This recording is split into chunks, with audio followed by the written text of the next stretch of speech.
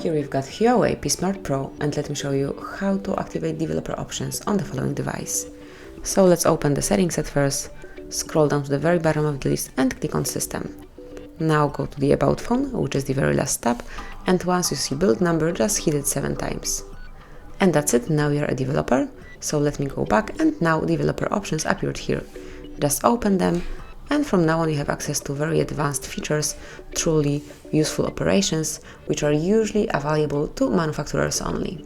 So for example, you can show surface updates, show touches, you can change the Bluetooth setup, you can also select USB configuration and do plenty of other truly useful operation. Whenever you would like to switch off developer options, tap on this switcher, and as you can see, they are no longer active, and also they disappeared from system, they are hidden again. So if you would like to unlock them one more time, you will have to perform the same trick again. And that would be all. Thank you for watching. Please subscribe our channel and leave the thumbs up.